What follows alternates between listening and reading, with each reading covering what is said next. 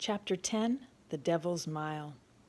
When Jack got back up to the street, the lamplighter was coming along, but Jack didn't care. Unless he could find Amy, he wouldn't need a fire tonight. What was he going to do? Somehow he had to get help. He thought of trying to find a bobby, but then he remembered what Jed had said. There were no laws the policeman could enforce to stop the slave trade. The Salvation Army was fighting to get such laws passed, but so far there was very little the police could do. Besides, why would a bobby believe a wild story like his? No, the police weren't likely to search the city for his sister on the mere word of a boy who had no home and no parents to back up his story. But if he could just find out where they were holding Amy, then maybe someone would believe him and help. Slowly an idea began to form in Jack's mind. Maybe Winslow, the pub owner, would know about the slave trade. At least he was dead set against the Salvation Army and their attempts to change things, and he wasn't against doing some shady deals on the side. It wasn't much of an idea, but it was the only one he had. Jack set off through the darkening streets at a jog. When Jack got to the pub, Winslow was busy with customers. In fact, the popular bar was full of loud-talking workmen who probably should have been home with their families. A woman played a piano as several men around her sang songs. The bright flames in the fireplace reflected off the bright copper pots hanging from pegs on the wall. Candles sat in the windows and elsewhere to light the room. Jack stepped up to the bar and tried to get Winslow's attention. When the pub owner saw Jack, he scowled and kept on filling pints with beer. When he finally came Jack's way, he was obviously irritated. "Whatcha want? Don't go telling me I owe you some halfpennies. I heard what happened down at the dock today, and I don't pay boys who run off." "Well, I didn't come to collect," Jack said anxiously. "I just want to ask if you know a big sailor named Rodney." "Maybe I do, and maybe I don't. Rodney's a mighty common name. What's it to you?" "He kidnapped my sister, and I got to find her," Jack pleaded. Winslow's scowl deepened. "Listen, boy, I don't have nothing to do with kidnapping girls. Never have, never will. I just run a legal pub." "Yeah, but both you and Rodney don't like the Salvation Army." "How do you know that?" "'Cause it was Rodney and another guy with him that fired those flare rockets at the Salvation Army this afternoon. I saw him do it," said Jack. "So what?" said Winslow. "Rodney's got his reasons for not liking the Army, and I got mine. It doesn't mean we work together." "But you do know him then?" "I know who he is, nothing more," said the pub owner as he walked back down the bar to serve a new customer. When he returned, Jack persisted. "All I want to know is where he took my sister. Do you know where Rodney might be?" "I don't know nothing. Understand? I don't want anyone thinking that I'm tied in with Rodney and his kind. It's a dirty business they're into." Winslow turned away to draw a pint of beer for a customer. In a few minutes he came back over to Jack. "You say he took your sister? Come to think of it, I have seen Rodney hanging out with Mary Jaffries. She runs at least a dozen body houses. There's 4 of them over on Church Street in Chelsea and another just over on Gray's Inn Road. But there's one I've heard tell where Rodney hangs out, up on Devil's Mile. You might try there for your sister." "Where's the Devil's Mile?" said Jack. "Ain't the real name. That's just what they call it. What's the name of that street?" "Hey, Peter," Winslow called to a customer across the room. "What's the name of that street they call the Devil's Mile?" "You mean Islington?" "Yeah, that's it. Islington High Street. But it ain't a mile long. It's just a little short street." "But where is it?" asked Jack. "Stubborn boy, ain't you? Driving me crazy." He stared at Jack for a few moments. Then he said, "All right, here's what you do. Go up Aldersgate. It turns into Goswell. Soon's you cross Pentonville Road, you're right there, about 1.5 miles from here. Can't miss it. Now beat it. Go on, get out of here." Jack discovered that you could miss the street, and rather easily, too, especially at night. But once he found it, he knew it was the Devil's Mile. Every other door seemed to be a pub that was open and noisy, even this late in the evening. Many people were out on the street, some well-dressed and businesslike, and others dirty and drunk. Jack even had to walk around 3 men sleeping on the sidewalk, or maybe they were passed out drunk. But how was he going to find Amy? She wasn't likely to be in one of the pubs, or she could have just walked out.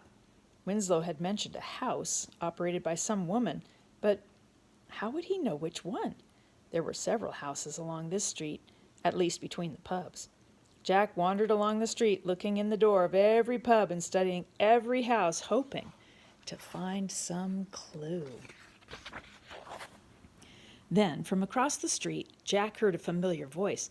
A huge man came out of the pub and yelled back to someone inside, "You don't need to worry, I always deliver my merchandise." It was Rodney, and he was coming across the street right toward Jack. If Rodney hadn't seen him yet, he soon would. There was nowhere to hide. Suddenly, a horse and carriage came clattering down the street at a fast trot.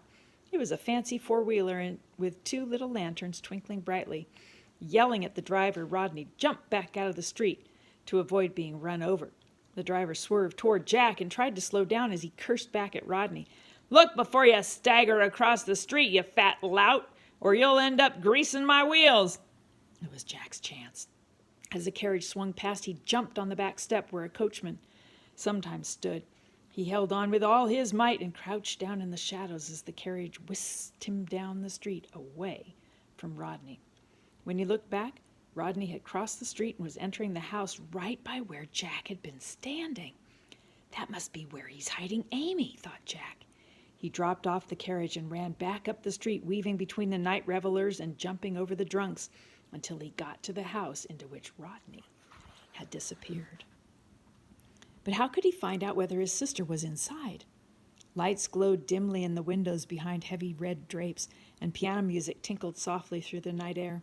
From time to time, Jack could hear laughter within the house. Finally, Jack could wait no longer. He had to do something, so he dashed up the steps and pounded on the door. Immediately, the door opened, and a pinched-faced little doorman leaned out. "What do you want?" "I'm looking for my sister Amy," Jack said. "Is she here?" The man sneered. "I don't know you, so how could I know who your sister is? Now begone with you!" And he started to close the door. "Wait," said Jack. "Maybe you've seen her. She's a little taller than me, and she has dark red hair. It's curly, and she's very pretty. Have you seen her? She's been kidnapped by a man named Rodney. He just came in." At the mention of Rodney's name, the man slammed the door before Jack could say more. Jack stood on the steps wondering what to do until he saw another horse-drawn cab approaching. The cab stopped, and a finely dressed man opened the door, stepped out, and approached the house. Jack was feeling desperate. "Excuse me, sir," he said. "My sister's been kidnapped, and I think she's being held inside this house by some very bad people." The man reacted as if he had seen a ghost.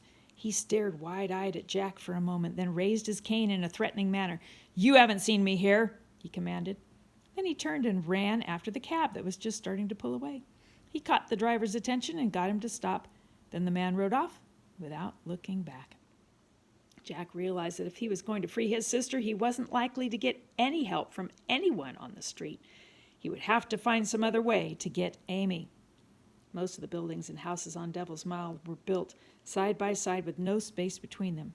But 3 houses down, Jack found a little passage between 2 buildings that allowed him to walk back to the alley behind the house. The passageway was even too narrow to drive a cart through. Jack turned and walked up the alley, counting 3 houses to the building he thought Amy was in. Maybe, he thought, he could find a way inside through a back entrance. The only light was from the half-moon that shone through a hazy sky. Laundry hung like dancing ghosts from clotheslines strung across the alley. When Jack was sure he had located the correct building, he was disappointed to find the back door securely locked. The door actually led into a low, lean-to shed that was built onto the back of the house. Above the shed were 2 windows leading directly into the house. They were both shuttered, but through the cracks in the shutters on one of the windows, Jack made out the dim shine of a light. Could Amy be in there? Jack wondered. A little further down the alley, he found some old boxes. He brought them back to the shed and piled one on top of the other. Then he climbed up. It gave him just enough height that he was able to pull himself up onto the roof of the shed. From there, he crept toward the window with the light. He tapped on the shutter softly, but there was no response. He tapped again harder and called out, "Amy! Amy! Are you in there?" In the quiet evening, he was certain that everyone in the neighborhood could hear him. but still there was no answer. Jack waited a moment, adjusting his weight so as to not slip down the shed's roof. Finally, he decided he had to try for all he was worth. What difference would it make if he was careful not to get caught but never found Amy? So he beat on the shutter with his fist and yelled with all his might.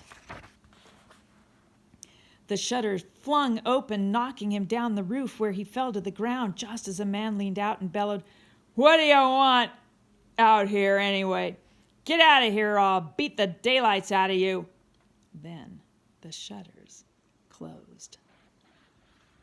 Jack picked himself up and started to run when he heard another voice. It was a girl's voice coming from behind the dark window, the one with the shutters still locked. "Jack! Jack! Is that you?"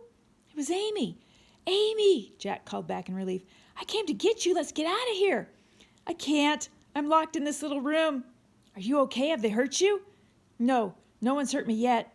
And then Jack could hear her start to cry. "But Jack," Amy sobbed, "you got to get me out of here. I'm scared.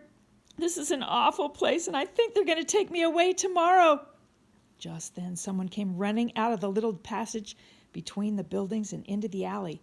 In the dim light, Jack could see that he was big, and he was headed right for Jack.